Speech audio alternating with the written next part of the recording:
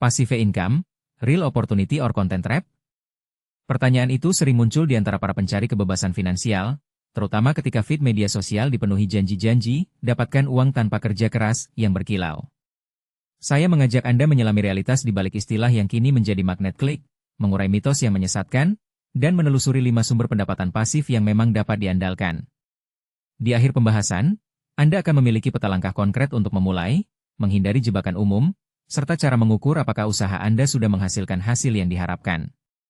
Kita semua pernah mendengar kisah sukses yang terdengar terlalu mudah. Saya menginvestasikan 5 juta rupiah di platform X, dalam 3 bulan sudah dapat 20 juta tanpa harus bangun dari tempat tidur. Cerita-cerita seperti itu memang menarik, namun data menunjukkan bahwa lebih dari setengah konten yang mengklaim menghasilkan pendapatan pasif ternyata mengandung unsur penipuan atau setidaknya ekspektasi yang tidak realistis. Survei independen terhadap 1.200 pengguna platform investasi daring mengungkapkan bahwa 42% mengaku pernah mengalami janji pengembalian yang tidak pernah terrealisasi. Sementara 31% menilai bahwa mereka telah menghabiskan waktu lebih banyak untuk menelusuri rahasia cepat kaya daripada menghasilkan uang sebenarnya. Angka-angka ini menegaskan bahwa hype dan kurangnya literasi keuangan menjadi akar utama mengapa banyak orang terjebak dalam konten yang menjanjikan keajaiban. Masalah utama bukanlah keberadaan passive income itu sendiri, melainkan cara orang menilai dan memilih peluang yang muncul. Ketika seseorang hanya mengandalkan judul yang menggoda tanpa melakukan analisis mendalam, mereka cenderung terperangkap dalam skema yang mengandalkan arus masuk anggota baru atau menuntut kerja keras tersembunyi di balik otomatis. Oleh karena itu, sebelum melangkah ke salah satu sumber pendapatan pasif, penting untuk menyiapkan kerangka berpikir yang menekankan 3 prinsip: validitas sumber, kebutuhan modal versus potensi pengembalian, serta tingkat keterlibatan yang diperlukan setelah peluncuran awal. Dengan 3 prinsip ini, Anda dapat menyaring peluang yang memang realistis dari sekadar konten viral.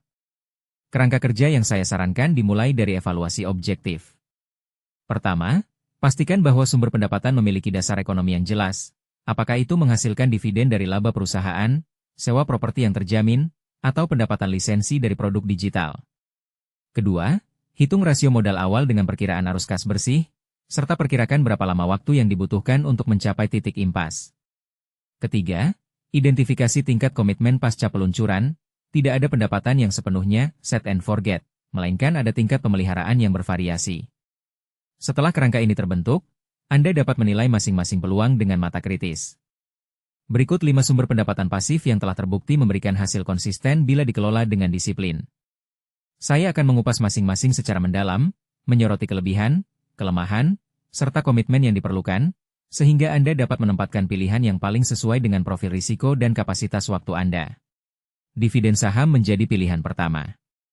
Saham perusahaan yang rutin membagikan dividen menawarkan aliran uang yang relatif stabil, terutama bila Anda berinvestasi pada perusahaan dengan rekam jejak pembayaran dividen yang kuat selama beberapa dekade. Kelebihannya terletak pada likuiditas, Anda dapat menjual saham kapan saja jika diperlukan dana tambahan. Di sisi lain, nilai saham dapat berfluktuasi, sehingga total pengembalian tidak hanya bergantung pada dividen saja. Komitmen yang diperlukan meliputi riset fundamental perusahaan, pemahaman tentang rasio pembayaran dividen, serta pemantauan kebijakan perusahaan secara periodik. Langkah praktis dimulai dengan membuka rekening sekuritas, mengalokasikan sebagian kecil portofolio untuk saham berdividen, kemudian melakukan diversifikasi antar sektor untuk mengurangi risiko konsentrasi. Setelah memiliki posisi, catat tanggal pembayaran dividen, periksa laporan keuangan kuartalan, dan sesuaikan alokasi bila ada perubahan fundamental. Kesalahan umum yang sering terjadi adalah membeli saham hanya karena tinggi dividen tanpa menilai kesehatan keuangan perusahaan. Koreksinya adalah menambahkan filter profitabilitas dan arus kas bebas sebelum memutuskan beli. Properti sewaan menjadi sumber pasif yang klasik namun tetap relevan. Membeli rumah atau apartemen untuk disewakan menghasilkan arus kas bulanan yang dapat menutupi cicilan kredit, pajak, dan biaya perawatan. Kelebihan utama adalah nilai aset yang cenderung naik seiring waktu, sehingga selain pendapatan, Anda juga mengakumulasi ekuitas. Namun, tantangan terbesar terletak pada kebutuhan modal awal yang signifikan, serta risiko kekosongan penyewa atau kerusakan properti.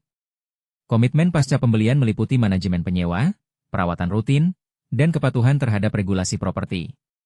Langkah praktis dimulai dengan menentukan lokasi yang memiliki permintaan sewa tinggi, menghitung rasio pendapatan sewa terhadap total biaya, rasio 70% menjadi patokan aman, kemudian mengajukan pembiayaan jika diperlukan. Setelah properti siap disewakan, buat kontrak sewa yang jelas, lakukan screening penyewa secara ketat, dan siapkan dana cadangan untuk perbaikan tak terduga. Kesalahan yang sering muncul adalah mengabaikan biaya tak terduga seperti renovasi mendadak. Solusinya adalah menyisihkan minimal 10% dari pendapatan sewa setiap bulan sebagai dana perbaikan. Setelah produk selesai dibuat, Anda dapat menjualnya berulang kali tanpa harus memproduksi ulang. Kelebihannya adalah skalabilitas tinggi. Satu produk dapat dijual ke ribuan orang dengan biaya marginal yang hampir nol. Namun, tantangan terletak pada upaya awal yang intensif, riset pasar, pembuatan konten berkualitas, serta pemasaran yang tepat. Komitmen setelah peluncuran meliputi pembaruan konten, menanggapi ulasan, dan mengoptimalkan funnel penjualan. Langkah praktis dimulai dengan mengidentifikasi niche yang Anda kuasai dan memiliki permintaan, kemudian menguji ide produk melalui survei singkat atau pre-order. Setelah validasi, produksi materi dengan standar profesional, pilih platform penjualan yang mendukung pembayaran otomatis, dan atur sistem email untuk mengirimkan produk serta mengumpulkan feedback. Kesalahan umum adalah meluncurkan produk tanpa validasi pasar, yang biasanya berujung pada penjualan minim. Koreksinya adalah melakukan uji coba mini produk atau versi beta sebelum produksi massal. Affiliate marketing menjadi pilihan yang menarik karena tidak memerlukan produksi barang atau layanan. Anda cukup mempromosikan produk atau layanan pihak ketiga melalui tautan afiliasi, dan setiap kali ada pembelian melalui tautan tersebut, Anda menerima komisi. Kelebihan utama adalah tidak ada modal awal yang besar, serta fleksibilitas dalam memilih produk yang sesuai dengan audiens Anda. Di sisi lain, pendapatan bergantung pada kemampuan Anda menghasilkan trafik yang relevan dan konversi yang cukup tinggi. Tanpa audiens yang solid, komisi akan tetap rendah. Komitmen pasca peluncuran meliputi pembuatan konten secara konsisten, optimasi SEO, serta analisis performa tautan.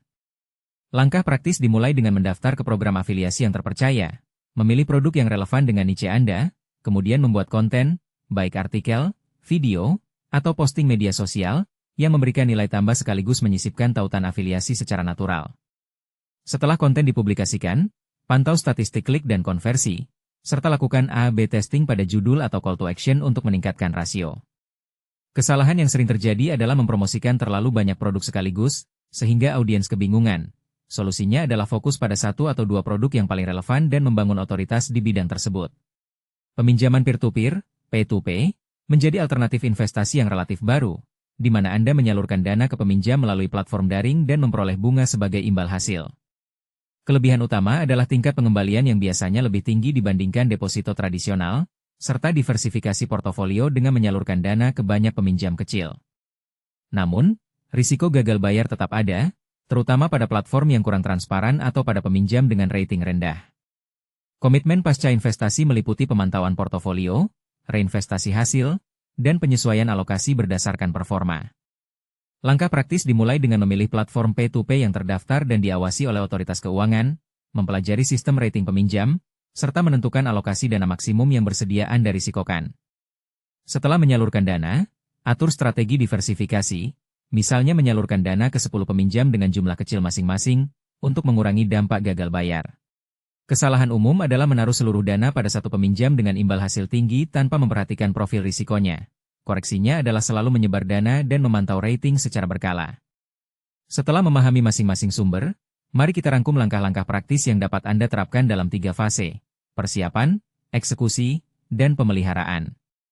Pada fase persiapan, pertama lakukan audit keuangan pribadi untuk mengetahui berapa banyak modal yang dapat dialokasikan tanpa mengganggu kebutuhan hidup.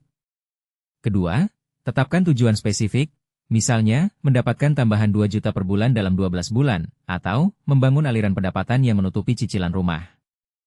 Ketiga, pilih 1 atau 2 sumber yang paling sesuai dengan profil risiko dan waktu yang Anda miliki. Jangan mencoba semua sekaligus karena akan mengurangi fokus dan meningkatkan peluang kegagalan. Pada fase eksekusi, mulailah dengan riset mendalam pada sumber yang dipilih. Jika Anda memilih saham berdividen, pelajari laporan keuangan, tren industri, dan kebijakan dividen perusahaan. Jika properti, lakukan survei lapangan, periksa izin, dan hitung cash on cash return. Jika produk digital, lakukan validasi ide melalui forum atau grup komunitas, dan susun outline konten. Jika afiliate, pilih program yang memberi komisi adil dan memiliki materi promosi yang mendukung. Jika P2P, baca syarat dan ketentuan platform serta profil risiko peminjam. Setelah riset selesai, alokasikan modal sesuai rencana, buat jadwal pelaksanaan, dan catat semua keputusan dalam jurnal keuangan pribadi. Penting untuk mencatat tanggal mulai, jumlah modal, serta ekspektasi pengembalian, sehingga Anda dapat melacak progres secara objektif. Fase pemeliharaan menuntut disiplin dalam memonitor hasil dan melakukan penyesuaian. Untuk saham, tinjau laporan kuartalan dan periksa apakah dividen tetap konsisten. Jika ada penurunan laba, pertimbangkan untuk menjual. Untuk properti, lakukan inspeksi rutin, periksa tingkat hunian, dan sesuaikan harga sewa bila pasar berubah. Untuk produk digital, perbarui konten secara berkala, tambahkan modul baru, atau lakukan promosi ulang pada periode penjualan rendah. Untuk afiliate, analisis data klik dan konversi, kemudian optimalkan konten atau ganti produk yang tidak menghasilkan. Untuk P2P, pantau tingkat pengembalian portofolio, reinvestasikan hasil ke peminjam baru, dan hindari menumpuk dana pada satu kategori risiko tinggi. Selalu sisihkan sebagian pendapatan untuk reinvestasi, sehingga aliran pasif dapat tumbuh secara eksponensial. Mengukur keberhasilan tidak boleh hanya dilihat dari angka pendapatan semata. 3 metrik utama yang dapat Anda gunakan adalah cash flow bersih, return on investment, ROI, dan tingkat keterlibatan waktu. Cash flow bersih memberi gambaran berapa banyak uang yang masuk setelah dikurangi semua biaya operasional. Jika angka ini positif dan terus meningkat, berarti strategi Anda efektif. ROI mengukur efisiensi modal. Bandingkan ROI tiap sumber dengan alternatif lain seperti deposito atau obligasi untuk memastikan Anda tidak mengorbankan potensi keuntungan. Tingkat keterlibatan waktu menilai berapa jam per minggu yang Anda habiskan untuk memelihara sumber pendapatan. Idealnya, seiring waktu, jam kerja harus menurun karena sistem otomatisasi atau delegasi. Jika cash flow masih negatif atau ROI di bawah standar pasar, saatnya evaluasi ulang. Mungkin perlu menambah diversifikasi, mengurangi biaya, atau mengganti sumber yang tidak menguntungkan. Tidak ada strategi yang bebas risiko, dan memahami trade-off menjadi kunci. Misalnya, saham berdividen menawarkan likuiditas tinggi tetapi rentan terhadap volatilitas pasar. Properti memberikan stabilitas pendapatan tetapi memerlukan modal besar dan manajemen properti. Produk digital memberi skalabilitas tinggi namun menuntut upaya kreatif berkelanjutan.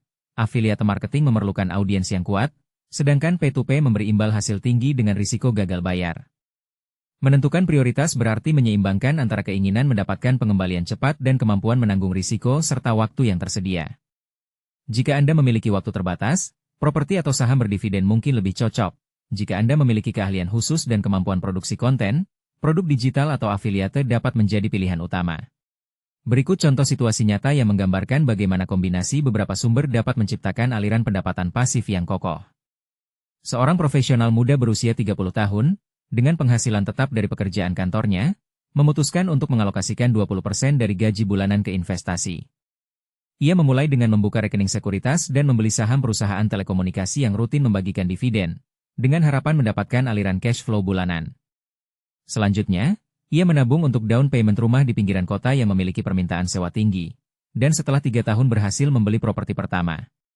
Pada saat yang sama, ia menulis e-book tentang manajemen keuangan pribadi, memanfaatkan pengetahuan yang ia peroleh selama proses investasi, dan menjualnya melalui platform daring. Ia juga bergabung dengan program afiliasi produk keuangan, mempromosikannya lewat blog yang ia kelola. Terakhir, ia menyalurkan sebagian kecil dana ke platform P2P, menyebar ke 10 peminjam dengan rating baik. Dalam kurun waktu 2 tahun, aliran pendapatan pasifnya mencapai hampir 3 juta rupiah per bulan, cukup untuk menutupi sebagian cicilan rumah dan menambah tabungan darurat. Kunci keberhasilan di sini adalah diversifikasi, penetapan tujuan yang realistis, serta pemantauan rutin yang mencegah satu sumber menjadi beban. Namun, tidak semua perjalanan berakhir mulus. Kesalahan umum yang sering muncul adalah mengabaikan faktor likuiditas. Misalnya, seorang investor yang menaruh seluruh tabungannya pada properti sewaan tanpa cadangan likuid, kemudian mengalami kekosongan penyewa selama 3 bulan, sehingga tidak dapat membayar cicilan kredit. Solusinya adalah selalu menyimpan dana darurat setidaknya 6 bulan pengeluaran, atau memilih kombinasi aset yang lebih likuid seperti saham. Kesalahan lain adalah terlalu fokus pada imbal hasil tinggi tanpa memperhitungkan risiko. Contoh pada P2P, menyalurkan dana ke peminjam dengan rating rendah karena imbal hasil 15%, namun akhirnya mengalami gagal bayar. Pendekatan yang tepat adalah menyeimbangkan portofolio dengan campuran peminjam berisiko rendah, menengah, dan tinggi, serta selalu mengawasi performa. Jika langkah awal gagal, jangan langsung menyerah. Evaluasi kembali data, pelajari penyebab kegagalan, dan sesuaikan strategi dengan menambah diversifikasi atau mengurangi eksposur pada risiko tinggi.